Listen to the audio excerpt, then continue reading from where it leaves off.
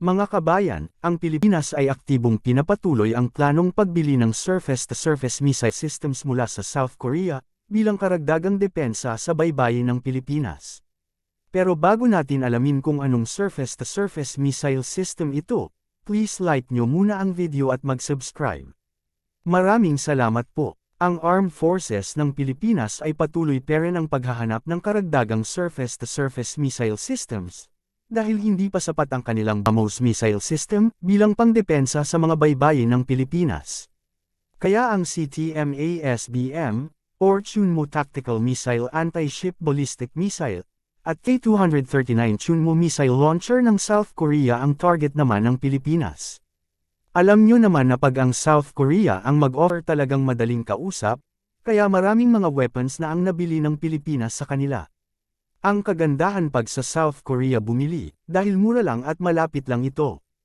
Pagkailangan ng mga spare parts at missiles, madali lang makabili, at mabilis ang delivery.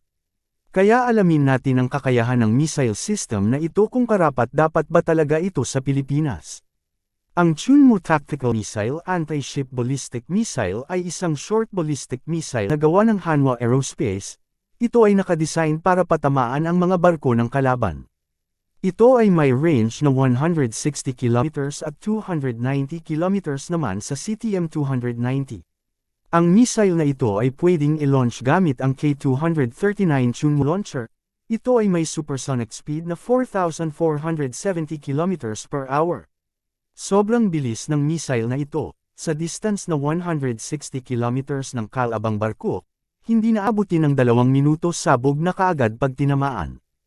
Ang ballistic missile ay nasa taas dumadaan, kaya madali silang ma-detect ng radar, kaya ang mga missiles na dumadaan sa taas ay sobrang bilis. Pag short range lang ang missile, nasa supersonic lang ang speed. Pag mga long range na missile, nasa hypersonic na ang kanilang speed, or above 6,125 km per hour.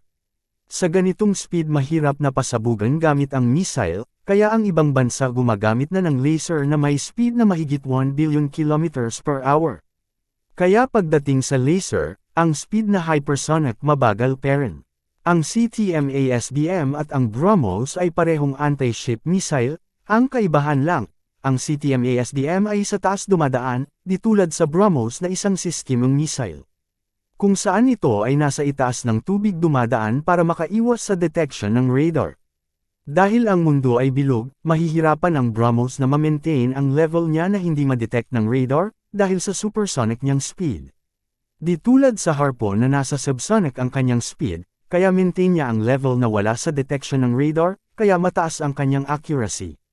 Ganun din ang Tomahawk cruise missile ng US, na nasa subsonic din ang speed, kaya magaling magtago sa radar detection ng kalaban. Ang accuracy niya mataas din. Sa tagal na nasa laban palagi ang US, alam na nila ang tamang speed pagdating sa sistemong na missile.